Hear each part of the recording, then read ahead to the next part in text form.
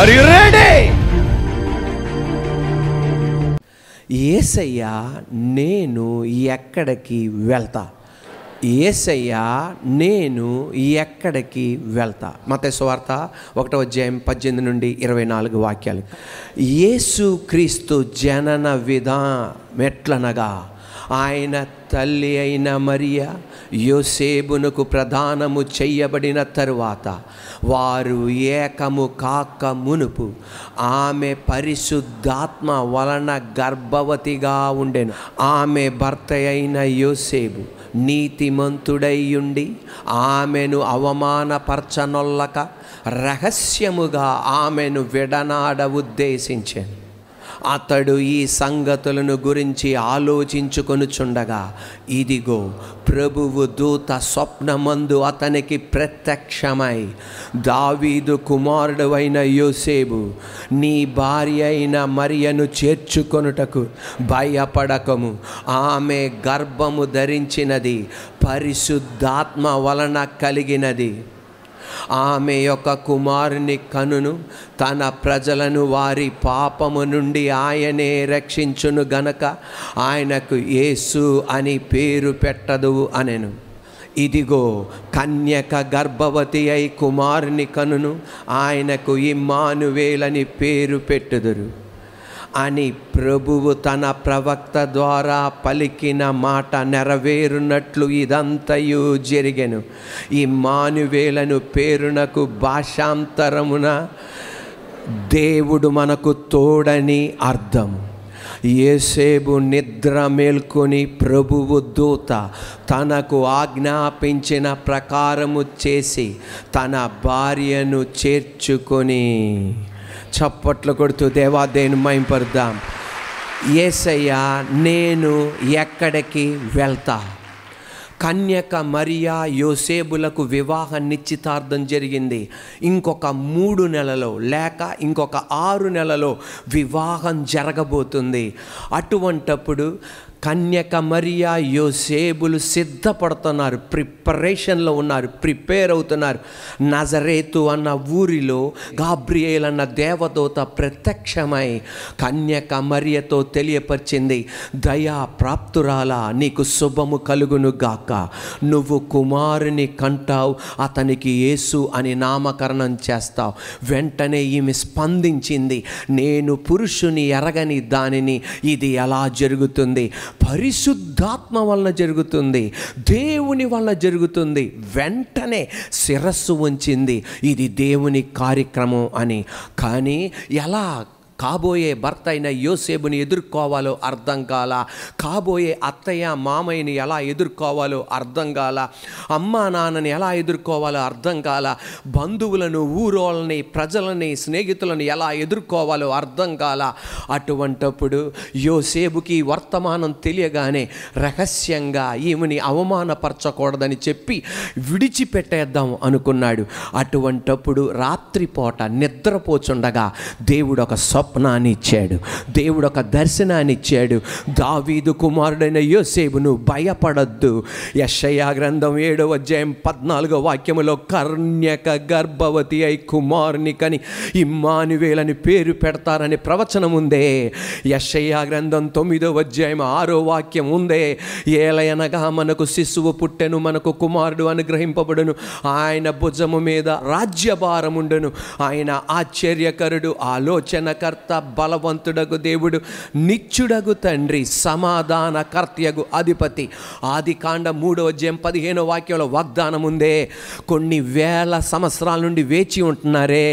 సినగోగులో, సమాజ మందిరములో కన్యక గర్భవతి అయి ఒక కుమారుని కంటుంది, ఆయన రక్షకుడు ఈ ప్రపంచానికని మీ రబ్బీలు బోధించారే, అది నీ కాబోయే భార్య బతుకులో జరుగుతుంది. ఆమె అలా గర్భవతి అయిందే తప్ప ఏ పాపిష్టి కార్యము జరగల. ఏ పాపిష్టి కార్యము జరగల. అంతే, దేవుని మాటకు ఆయన కూడా విధేయత చూపెట్టి తన భార్యను చేర్చుకున్నాడు. దేవునితో అనేది, నేను ఎక్కడికి వెళ్తానయ్యా, నా భార్యను విడిచి నేను ఎక్కడికి వెళ్తానయ్యా, నిన్ను విడిచి నేను ఎక్కడికి వెళ్తానయ్యా.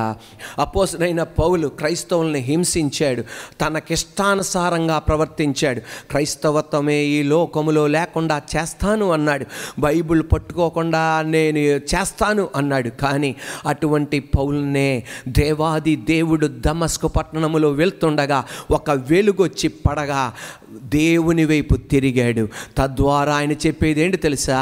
నీ దగ్గర నుండి నేను ఎక్కడికి వెళ్తానయ్యా, నువ్వే నా రక్షకుడివి అన్నాడు. యోనా దేవాది దేవుడు చెప్పాడు నినవేకి వెళ్ళమని, కానీ ఆయన ఎక్కడికి వెళ్తున్నాడు తెలుసా? తర్షీష్కు వెళ్తున్నాడు. గందరగోళం దేవుడు పుట్టించాడు. త్రిమింగళం కడుపులోనికి వెళ్ళాడు. అక్కడ నుండి నినవేకి వెళ్ళగానే మోకాలుంచి అంటున్నాడు, కొంచెం ఆలస్యమైందే తప్ప నీ దగ్గర నుండి నేను ఎక్కడికి వెళ్తానయ్యా, నీ చిత్తము నుండి నేను ఎక్కడికి వెళ్తానయ్యా, నేను ఎక్కడికి వెళ్ళలేనయ్యా, నీ చిత్తమే జరుగుతుంది, నీ రాజ్యం వచ్చునుగాక, నీ చిత్తమే జరుగుతుంది. దావీదు అన్నాడు, తండ్రి నీ దగ్గర నుండి దూరంగా పారిపోదాం అనుకున్నానయ్యా, కానీ కొండపైకి వెళ్ళినా నువ్వు అక్కడ ఉన్నావయ్యా, నేను నీ దగ్గర నుండి ఎక్కడికి వెళ్తానయ్యా, రెక్కలు కట్టుకొని ఆకాశములోనికి వద్దాం అనుకుంటే నువ్వు అక్కడ ఉన్నావయ్యా, సముద్ర అగాధములో నువ్వు అక్కడ ఉన్నావయ్యా, తూర్పు దిక్కు వెళ్ళినా, దక్షిణ దిక్కుకు వెళ్ళినా, ఉత్తర దిక్కుకు వెళ్ళినా, పడమట దిక్కుకు వెళ్ళినా, ఏ దిక్కుకు వెళ్ళినా నువ్వు అక్కడ ఉన్నావయ్యా, నేను నీ దగ్గర నుండి ఎక్కడికి వెళ్తానయ్యా. యమ్మాయ గ్రామములో ఉన్నవాళ్ళు యేసు ప్రభు వారిని వెంబడిస్తున్నారు. కానీ యేసు ప్రభు వారు సిలువలో మరణించారని, మూడో రోజు తిరిగి లేచాడని నమ్మక వాళ్ళు మళ్ళా వాళ్ళ సొంత గ్రామానికి వెళ్తుంటే వాళ్ళ ఇద్దరి మధ్యలో ప్రత్యక్షమై మళ్ళా యెరూషలేం వైపు తిప్పుతున్నాడు, యేసు వైపు తిప్పుతున్నాడు. వారిద్దరు అనే మాట ఇండైరెక్ట్గా, నీ దగ్గర నుండి నేను ఎక్కడికి వెళ్తానయ్యా. దేవుని దగ్గర నుండి మనం ఎక్కడికి వెళ్ళలేం, ఆయన చిత్తము నుండి ఎక్కడికి వెళ్ళలేం, దేవుని మందిరము నుండి నువ్వు ఎక్కడికి వెళ్ళలేవు. ఒకవేళ వెళ్ళినట్టు కనబడినా యమ్మాయ గ్రామానికి తిరిగి వెళ్తున్న వాళ్ళని దర్శిస్తున్నట్లు నిన్ను దర్శించి మరలా మందిరానికి తీసుకురాగలడు ఆయన. నేను ఎక్కడికి వెళ్ళగలనయ్యా? మన మందిరానికి ఒక చెల్లి వస్తుంది. ఆమెకి వివాహమైంది, భర్త గారు, 2 పిల్లలు. వాళ్ళ అమ్మగారికి యేసుప్రభు అంటే ఇష్టం లేదు. అమ్మ కుమార్తెను అడిగింది, నువ్వేంటి యేసుప్రభు నమ్ముకున్నావు, నీ భర్తకు కూడా బైబిల్ ఇచ్చేసావు, నీ పిల్లలకు కూడా బైబిల్ని ఇచ్చేసావు అంటే అర్థం ఏంటి తెలుసా? బాప్టిజం అని. నువ్వు బాప్టిజం తీసుకున్నావు, నీ భర్తకు కూడా బాప్టిజం ఇప్పించావు, నీ పిల్లలకు కూడా బాప్టిజం ఇప్పించావు. వెంటనే ఈ పాప అందంట, ఒకరోజు నువ్వు కూడా పట్టుకుంటావు అమ్మా ఈ బైబిల్ అంటే. ఈ వందంట, నా బతుకులో బైబిల్ పట్టుకోను, నా బతుకులో చర్చి గుమ్మం తొక్కను అని అందంట. అందువలన అమ్మ గ్రామం నుండి తన ఇంటికి వచ్చేటప్పుడల్లా యేసుప్రభు గురించి చెప్తే, నేను వచ్చినప్పుడల్లా యేసుప్రభు గురించి చెప్తాను, అసలు నీ ఇంటికి రానని చెప్పేసి అమ్మ ఇంటికి రావటం ఆపేసేసింది. కానీ గొప్ప విశేషం, ఈ ఉన్న గ్రామం, ఈ ఉన్న ఇంటి పక్కన 2 సందు అవతల ఒక చర్చి ఉంది. ఆ చర్చిలో ఏంటంటే గ్రామాల్లో పెద్ద లౌడ్ స్పీకర్లు పెడతారు, గొట్టాలంటారు. అటువంటి లౌడ్ స్పీకర్ హార్న్స్ పెట్టి ఏం చేశారంటే అటు తిప్పి పెట్టేవాళ్ళు. ఎవరి వైపు? ఈమె ఇంటి వైపే తిప్పి పెట్టేవాళ్ళు. ఓరే నాయన, ఈ దేవుడు ఏంట్రా నాయన, ఎక్కడ వదిలినా ఈయన మాత్రం వదలడు, ఎవడు వదిలినా ఈయన మాత్రం వదలడేంటా అని. అందువలన ఇటొక దూది మొక్క, ఇటొక దూది మొక్క. అస్సలు ఆఖరికి యేసుప్రభు పాటలు కూడా వినపడకూడదు, ఆమేన్ వినపడకూడదు, హల్లెలూయా వినపడకూడదు అని ఇటు దూది టైట్గా పెట్టింది, ఇటు దూది టైట్గా పెట్టింది. ఒకరోజు కుమార్తె రాగానే, ఏంటమ్మా ఇటు దూది పెట్టావు, ఇటు దూది పెట్టావు అంటే, మీ దేవుడు పాటలు వస్తున్నాయమ్మా, ఆ పాటలని మనసు ఎక్కడ మారిపోద్దో, ఆ వాక్యం విని ఎక్కడ మారిపోద్దో, అందువలన వినకుండా నేను చేస్తానా. అటువంటి తల్లి 3 సంవత్సరాల తర్వాత మన మందిరానికి వచ్చే చెల్లింట్లోనికి బైబిల్ పట్టుకొని వచ్చింది. కుమార్తెకి కళ్ళు తిరిగినట్టు అనిపించింది.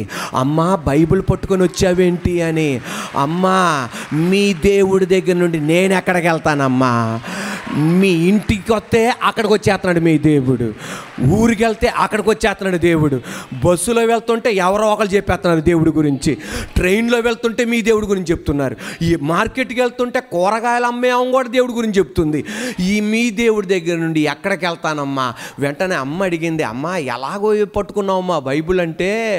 చెవులో దూది టైట్గా పెట్టా, కానీ రాత్రి పడుకున్నప్పుడల్లా యోసేపుకి ఎలాగైతే దేవాది దేవుడు దేవదూతను పంపించి మాట్లాడాడో, ప్రతిరోజు రాత్రి వచ్చి యేసుప్రభు వారి స్వప్నం వస్తుందంట. ఈమెకి యేసుప్రభు వారి స్వప్నం వస్తుందంట. యేసుప్రభు వారి స్వప్నం వస్తుందంట. అవనే మాట, నీ దగ్గర నుండి నేను ఎక్కడికి వెళ్తా?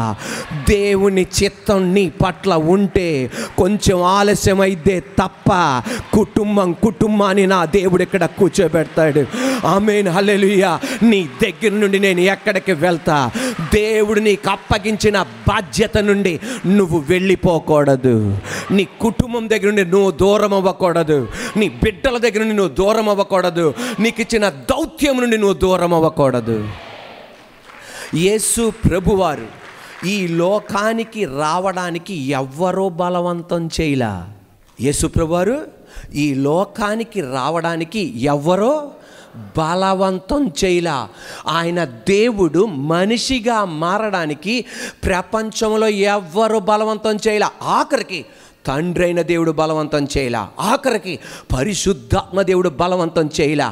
ఆయనే వాలంటీర్లీ స్వచ్ఛందంగా నిన్ను నన్ను రక్షించడానికి, నశించిన దానిని వెదకి రక్షించుటకు మనిషి కుమారుడు ఈ లోకానికి వచ్చాను. వాలంటీర్లీ స్వచ్ఛందంగా ఈ లోకానికి వచ్చాడు ఆయన. అమ్మా నాన్నలు వారి మగ బిడ్డల్ని బలవంతం చేస్తారు. నేను చూపెట్టిన అమ్మాయినే వివాహం చేసుకోండి అని. అమ్మా నాన్నలు కుమార్తెలను బలవంతం చేస్తారు. మేము చూపెట్టిన అబ్బాయినే వివాహం చేసుకోండి అని. అమ్మా నాన్నలు బలవంతం చేస్తారు. పలానా దేశానికి వెళ్ళరా బాగుపడతామని. అమ్మా నాన్న బలవంతం చేస్తారు. పలానా కాలేజీలో చదువుకోరా నాయన, పలానా యూనివర్సిటీలో చదువుకోరా నాయన అని బలవంతం చేస్తారు. కానీ ఇక్కడ ఎవరు బలవంతం చేయలా. ఆయనే వాలంటీర్లీ స్వచ్ఛందంగా వచ్చాడు. ఎందుకు తెలుసా? నిన్ను అంతగా ప్రేమించాడు. నన్ను అంతగా ఆయన ప్రేమించాడు.